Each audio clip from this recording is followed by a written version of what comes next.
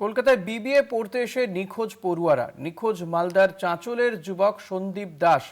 গত 6 দিন ধরে কোনো খোঁজ নেই। অভিযোগ পরিবারের। সন্দীপের মোবাইল বন্ধ, তদন্তে পুলিশ। কলকাতায় বিবিএ পড়তে এসে নিখোঁজ পড়ুয়ারা।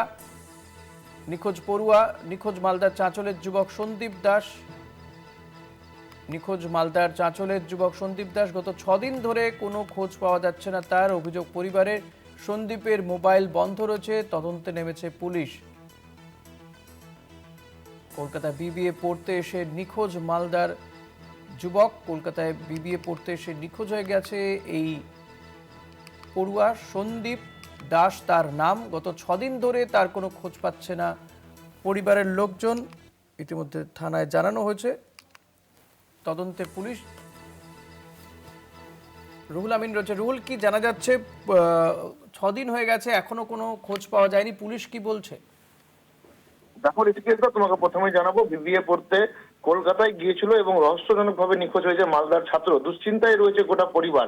উচ্চশিক্ষার জন্য কলকাতায় গিয়েছিলেন মালদা টাতলের যুবক সন্দীপ দাস, কিন্তু হঠাৎ রহস্যজনকভাবে তিনি নিখোঁজ হয়ে যান এবং গত 6 দিন ধরে তার কোনো খোঁজ খবর পাচ্ছেন না তার পরিবার। এবং চাঁচলের ট্যান্ডেল পাড়ার বাসিন্দা সোমনাথ সাহা, তিনি কিন্তু অভিযোগ করেছেন কলকাতায়। এবং তারপর সেখান থেকে কিন্তু পুলিশ তদন্ত শুরু করেছে। এখনো পর্যন্ত তদন্তে যে জানতে পারছি আমরা যে সেখান থেকে কিন্তু তার মোবাইলের টাওয়ার এবং শেষ লোকেশন সেটা কিন্তু পুলিশ ট্র্যাক করছে। এবং পরিবারের অভিযোগ যে এমআইটি ইউনিভার্সিটির 3য় বর্ষের bachelor of business administration BBA নিয়ে স্নাতক ডিগ্রি কোর্স পড়ছিল তিনি। এবং কয়েকদিন ধরেই কিন্তু পরিবারের সাথে শেষ কথা হয় 6 দিনের মধ্যে। এবং তারপর আত্মীয় স্বজন বন্ধুদের সাথে যোগাযোগ করলো, তার কিন্তু সন্ধান পাওয়া যাচ্ছে না। এবং সেই সূত্রে কিন্তু এখনো পর্যন্ত পুলিশের তরফে সুরক্ষিতভাবে জানানো হচ্ছে না যে তার ছেলের যে মোবাইলের টাওয়ার সেটা কিন্তু এখনো পর্যন্ত পুলিশ পাচ্ছে না।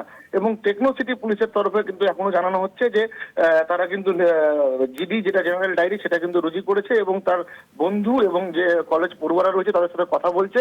এবং তারপর পুলিশ তদন্ত এগিয়ে নিয়ে যাবে। কিন্তু পরিবার এখনো পর্যন্ত যেটা পরিবারের দাবি যে তার ছেলেকে না পেয়ে তারা কিন্তু রীতিমতো ভেঙে পড়েছেন এবং মালদা থেকে তারা কিন্তু কলকাতায় গিয়ে রয়েছেন এবং ছেলের সন্ধানে তন্ন তন্ন হয়ে কলকাতার বিভিন্ন জায়গায় কিন্তু তারা খোঁজ খবর চালাচ্ছেন।